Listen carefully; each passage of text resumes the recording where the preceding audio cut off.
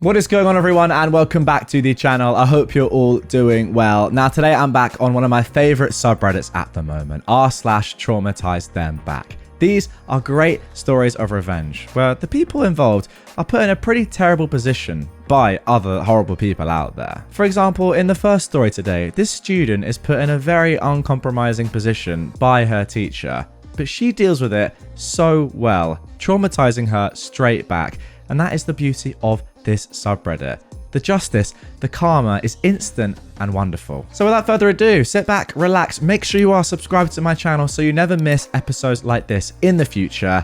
Let's go. Teacher insists I talk to my mother. This was back in school when I was 15, 16-ish. I'd moved to the area suddenly and had a lot of accommodations, so most of the teachers didn't know specifically what was going on in my life, but most knew it was pretty messed up, and there was an ongoing police investigation. I guess this teacher missed the memo. I was talking about prom tickets and how I collected them as I qualified for free ones. I don't remember exactly how the conversation went, so I'm kind of paraphrasing. My teacher said to me, "You just need to get your mum to email to claim as many tickets as you need." I replied, "Okay, I'll ask my dad to do that." She then mentioned a few other things, but every time she ignored my subtle corrections and asked me to talk to my mum. After like 4 times, I lost my temper and went, "Alright, since you insist, I'll drive for 2 hours, find my highly abusive mother in police custody, and reconnect with her just to ask her permission for some prom tickets. Or I could ask my dad at home." She just went completely silent, and a couple of nearby teachers gave her judgmental looks, and I walked away. Teachers should honestly know better than to assume all kids have parents, especially both. There was another time, like a month after I moved, where we had an English class assignment to read and write poems about our mother. On Mother's Day, so it was already a pretty sore day for me. I just left. Should have written some poems about how she beat me for laughing wrong to teach them not to do that sort of trash. Yeah, that is extremely poor from that teacher. I mean, it's just one of those things. If you are a teacher and you have a classroom full of children, surely you shouldn't be talking generally about these sort of things. I mean, look, maybe you can, but on the whole, you've got to be so careful because who knows what you might say that could horribly upset someone. I mean, you don't know. Clearly, this woman doesn't know the individual circumstances of all her students. I think, to be fair, she should, but for whatever reason, she doesn't. And I'm thinking about my own education here. I can't actually remember doing sort of like Father's Day or Mother's Day stuff in particular, even in primary school or like even back in kindergarten. I mean, I don't remember exactly in reception, but I don't remember it. And I feel like the teachers would know exactly what was going on with their students' parents, so they wouldn't do anything that could be as traumatic as this, probably for that reason. But yeah, terrible from her, great from you, OP. I mean, you could also argue that she's just being misogynistic anyway. Like why does she keep insisting that you ask your mum? Because that's just assigning a gender role, isn't it? It's ridiculous, especially in the modern day. There's a lot about this teacher to dislike, I will say. So yeah, I'm happy you got your own back, OP. Keep touching my wheelchair when I've told you no, get slapped and shunned. I am a wheelchair user. Wheelchairs are considered extensions of our bodies, and touching wheelchairs without the user's permission is a no-no. Moving someone's wheelchair without asking is an even bigger no-no. I'd explained to a classmate again and again that it was rude, inappropriate, and even harassment that he kept touching my chair or moving me without asking, and when I told him not to, not only did he keep doing it, but he was insistent that he had the right to do so. I'd even gone as far as to illustrate the issue to him by getting permission to touch his shoulder or elbows and moving him out of the way, or leaving my hand on his shoulder and leaving it there until it was awkward. Even this, though, didn't dissuade him or change his entitled insistence that he had every right to touch my chair whenever he wanted to, even when I'd told him no. Anyway, usually he'd let go, kind of scoff, and move on. This was over the course of most of a college semester.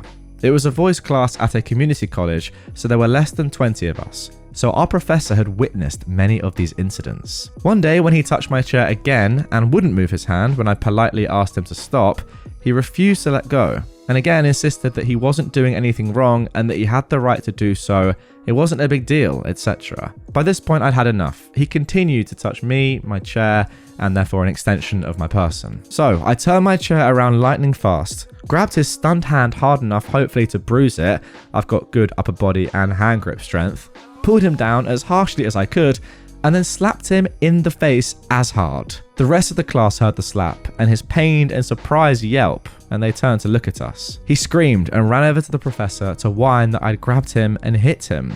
The professor just kind of shrugged and said something along the lines of, well, she told you to stop touching her. He kept whining about it to the professor, that I should be punished for assaulting him, etc., only for her and the rest of the class to just ignore him that day, and then for the rest of the semester. Mind you, I'm a very chilled person, unless you count childlike excitement, glee about life, and I'm never violent, as well as being patient to a fault, so I don't retaliate nearly ever or easily, but frankly, this was self-defense, pure and simple. In any case, the whole class had heard me explain time and time again not to touch me or my chair, and how and why it was inappropriate, and they'd asked if I needed help, but I'd always declined.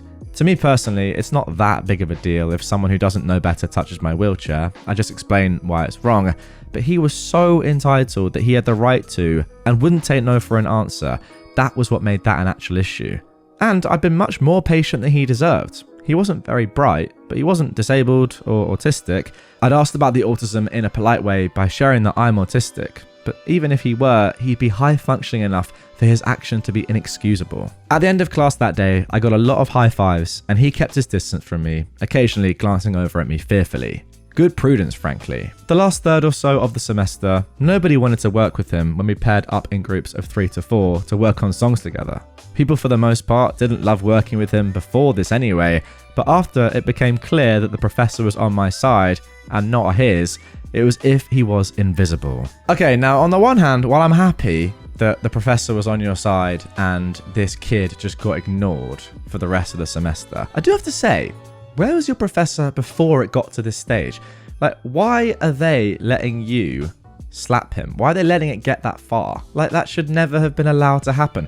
How can the professor genuinely think, okay, you know what, I see all this going on, but I'm just going to let it happen and let this student, OP, eventually slap one of my other students, and that would be a good resolution, a good thing to happen, and that's the way to sort it, rather than stopping it at source and saying you can't do this before letting it get violent. It's weird teaching, I gotta say. Like, you're just being harassed all semester and they're just leaving you to it.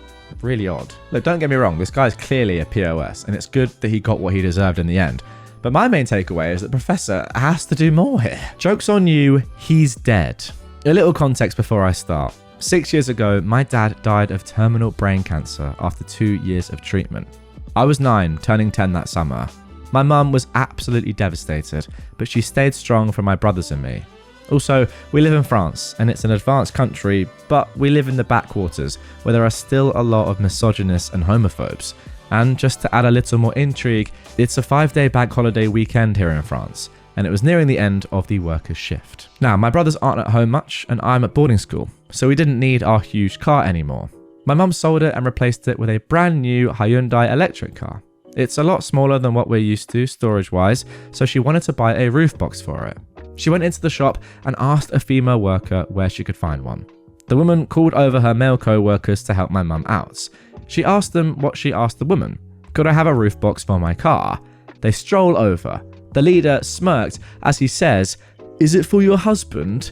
His friends laughed, and so did their female co-worker. But my mum didn't even smile. Instead, she grimaced and said, "Well, he died 6 years ago, so I don't think so." The guy was mortified.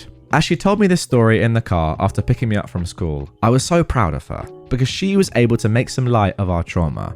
Also, she taught a misogynistic idiot a lesson. Well, there we go. Second case of misogyny in this episode. I think this one was probably worse than the first, like trying to get a cheap laugh out of it and then just being hit by that. What a way to bring you back down to earth. Again, massive shout out to your mum though. I mean, you've got to take a leaf out of her book and start remembering these comebacks for when it sadly inevitably happens to you later in life. But the fact that she can deal with it so well and not kind of like cower away. Like, she's not afraid of talking about this sort of thing. She's not ashamed by it, doesn't seem. She just wants to, put people in their place, despite the fact that it's obviously a horrible, horrible, traumatic thing that's happened to your family. So yeah, respect for saying something uncomfortable, which I'm sure she didn't enjoy saying, to be honest, or even like thinking about. But this guy and his mates have led her to say it. Guy asked me why I'm wearing a mask. Some background information first. My city was mostly anti-mask through all of COVID and continues to be. I don't agree with this, but it's a smaller town, so it was easy for people to get away with. I actually wore masks before COVID because I suffer from dermatillomania. Basically, a mental condition where I struggle with peeling off sections of my skin. Oh wow, that sounds terrible. I was shopping at the grocery store with my husband and we were wearing masks. I turn around the corner of an aisle and a man looks at me and asks, "Now what are you wearing a mask for?" He was loud and clearly looking for an argument, so I just tried to brush it off and say, "I have a medical condition." I tried to look for my husband, but he was still in the other aisle. The man then asks, "Oh, what kind of medical condition?" I'm blown away by the audacity of this guy, but at this point, I hear my husband come up behind me and I suddenly feel courageous, or maybe dumb. I pull down my mask and show him the rest of my face. He sees the wounds and some bandages. He looks embarrassed and quietly says, "Oh, honey," before walking away. My husband immediately turns me around and hugs me, since he worries about my self-esteem, asking if I'm feeling okay and such and what that was about. I just answered, smiling, "Well, he asked." I pulled my mask back up and we continued shopping. I realized after that I should have just kept my mask on, but it felt good somehow. I also don't know if I was right to call it a medical condition or not, but I kind of panicked in the moment. This was in early 2021, so 3 years of therapy later, I've been doing much better with my condition. I don't pick as often or as much skin as I used to. Now, I usually don't even wear masks anymore to hide it. I wish I had this kind of confidence back when I had my grandmother say I looked like a meth addict. Well, you know what? I feel like grandmothers just do say stuff like that. Don't take anything from it. They're just all crazy. No offense. And I know that my grandmother is actually probably watching right now. And I don't mean you, Granny. Trust me. Anyway, back to the story now. I feel like, OP, you've done extremely well there. And you know what you're saying about maybe it was bad or you didn't feel comfortable or whatever, that it felt good? It should feel good. You completely killed this person phenomenally well and embarrassed him. So well done. And also, you don't have to keep your mask on. I mean, he did ask you to take it off and you did that. So, I mean, you're just doing what he says. Excellent stuff. You want proof I'm injured? Okay, this happened about 5 years ago, so some details are a bit blurry, but I remember most of what happened. About 5 years ago, I had some major anger issues caused by other undiagnosed mental issues. I'm okay now and I'm properly medicated. I ended up slamming my door, which caused my mirror to break and slice my left leg open. Stupid mistake, I know. I've learned since then. I ended up going to hospital to get about 48 stitches. I had to miss a couple of days of school because the doctor told me to take it easy for 2 days. When I finally went back to school, I had crutches because I couldn't put any weight on the injured leg at all. I got an elevator key and I needed people to help me with my books. I kept pain meds with the nurse because, again, 48 stitches. She never liked me for some reason. So when I went to get half a pill during lunch, she refused to give it to me. Here is how the exchange went. "You don't need any meds, you're fine," the nurse said. "No, I do need them. I'm in a lot of pain." "Oh, stop faking and go back to lunch. Oh, and leave your crutches here. You don't need them either." Now, I was in a lot of pain, so I was already not in a good mood. This really angered me. "Do your dang job and give me my meds, then I'll go back. I have an ungodly amount of stitches in my leg, and I'm already upset enough without you being rude." "Well, how do I know you're actually injured? You could just have a bandage around your leg." "What, you want proof?" "Yes." So without hesitation, I untied the gauze on my leg, removed the gauze pack, and showed her my stitched wound. All the colour drained from her face, and she looked like she was going to throw up. "Is this good enough for you?" After a moment, she silently unlocked her medicine cabinet and handed me my painkiller bottle, which was literally just extra strength ibuprofen, not opioids, so I've got no idea why she was so protective of it. "Take your pill and go back to lunch." I smiled at her as sweetly as possible. "Oh, well, I can't go back now. My bandages aren't sterile anymore, so I need to change them." I brought extra bandages just in case, so this wasn't a big deal. She still looked nauseous at this point, so I changed my bandages as slowly as I could, making sure she got a good look at my leg the entire time. I only had to go back to her office twice during my recovery, but each time she didn't hesitate to give me my medication. I saw her when I went to return my elevator key, and she avoided eye contact with me. She wasn't working there the following year, luckily. Well, I wonder why. Okay, now go with me on this one, guys. I do feel like there are a lot of people out there that have jobs that they're just not very good at, okay? Who knows why, but it just probably is the case. Not naming names here, I just think that is the case. However, when you're a nurse, I feel like, you need to be pretty good at your job, or at least know what you're doing. If you're a healthcare professional, you need to be providing healthcare. That's kind of the job description, and I don't think you can be bad at doing that. Otherwise, it can be potentially very dangerous. Now, I do not understand how this woman had this job in the first place when she is not giving you medication that you have to have. It's just insane. Also, the questions that she's asking you are a joke. First of all, are you actually in pain? How do I know if you're injured? Can you give me proof that you're injured? Etc, etc, etc. All three of those are ridiculous for so many reasons. First of all, you don't have to be in pain to have pain medication.